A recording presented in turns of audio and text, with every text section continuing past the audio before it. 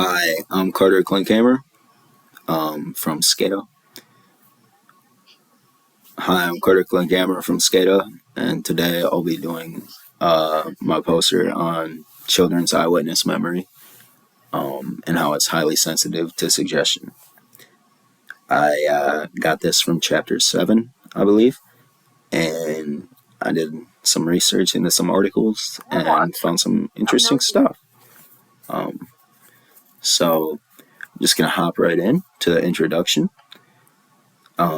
This is an important topic in both psychology and the legal system, as children may be liable to account events they saw. However, children may fall into narrative push by closed-ended questioning or power dynamics presented by their elders holding respect over them. These interviews need to be conducted carefully as to not imply or lead the children's memory. I feel like it's important that we are delicate with interviewing children, and that they may be needed for eyewitness testimony just like anybody else. So therefore, they should be treated in a manner that would lead to honest answers rather than leading them to answers that you want to hear, if that makes sense. The methods used in studies before. The studies done on this topic were done by interview simulation. They weren't real actual situations. It was more so made up interviews and focus group interviews. Two sources I'd cite here are CC and Brooke from 1993, as well as Lamb from 2007. CC and Brooke researched using suggestive questioning, which is leading the children on and trying to lead them to answers. They were trying to lead them to false memory or false depictions of memories. They were trying to really get false narratives from the children to prove that closed-ended questioning and leading children on can lead to incorrect answers, right?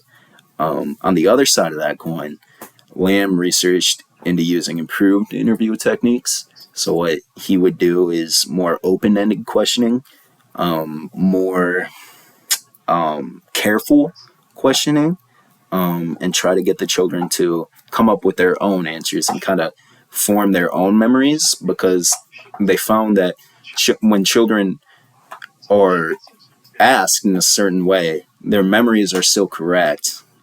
They just need to form them in open scenario, right? If you close that off and you tell children what to think, it's more likely that they will be led down that path. It improved the accuracy of the children's memory, and they were both done in synthetic situation. Again, that's just made up situations, right? But those were the findings by those two researches that I looked at there. I thought it'd be important to do those two, as they were looking at like the fake and the real of the situation, and they were taking both sides of the coin there. So that's why I did that. The research shows consistently that children are susceptible to suggestion. CC and Brooke found that children are more likely to accept misleading or false information or accounts of the event, especially if questions are repeated, led, or contain suggestion, whereby Lamb found that the quality of children's testimony is greatly improved by open-ended, non-suggestive, careful interview techniques. So really what they found was exactly what I said before. You know, if you let the children think and you ask the right questions and you're careful about it, they will have real memory. But they are susceptible to getting led down paths, like kind of pushing them along. They will fall into the path that you're pushing them down.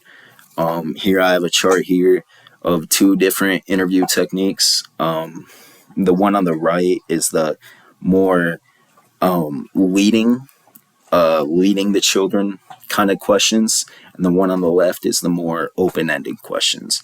And this was done by the National Institute of Child Health and Human Development, and it was done in a different research to kind of prove the same points that CC and Brooke and Lamb were looking at before. And they did find that when they were following the NICHD protocol, the children were more susceptible to real memory rather than when they were being more pushy and more close-ended. The children were more susceptible to telling the narrative that they wanted to hear and the narrative that they wanted to form. The importance of this topic is directly related to the importance of eyewitness testimony. If eyewitness testimony continues to be used as evidence in the legal system, then children, just like anybody else, will continue to be used as such. That's just saying that children, if eyewitness testimony is going to get used, then everybody is going to be an eyewitness, right? You can't just say that, oh, we're only going to use this certain group of people because it's proven that they tell the truth more. That's not something you can do. It's not really what you're looking for. It also raises a question that if someone had, let's say, a mental disability, would they be as reliable of a source as somebody without a disability for eyewitness testimony? And I think that if you're going to use eyewitness testimony, then it needs to kind of include everyone, including children, including people with mental disabilities, right? However, their testimony should not be overlooked or just assumed inaccurate. With the right technique, it's proven that the information can remain reliable and pertinent. It's also important to keep children safe. If there's an assumed distrusted children's testimony, then the kids are left with no hope for speaking out. I don't want people just assuming that, oh, if children can get let along, then all their narratives are false, right? That's not good because children need to speak out. There's lots of crime against children. There's lots of sex crime and domestic crime and all of this that we can't just exclude children's testimony just because we don't believe what they're saying or we know that they're susceptible to getting led on. That's not how that should work. If they're a vulnerable group of people, then it's important that we can take their words. So we need to find a way to ask them questions that leaves it open-ended and allows their memory to tell the truth. These are some of the sources I used here. And overall, I just think that this is a very important topic for the reasons I just said. It's a vulnerable group, no different than people with mental disabilities. And if we're going to use eyewitness testimony, then we need to include everybody. Because the groups that are more susceptible to lie or get led on are also groups that are going to be more susceptible to getting advantage taken of them or being more vulnerable, right? Because that's just how the world works. There's sharks in the water, and we need to help the fish get across the pond, But thank you for listening.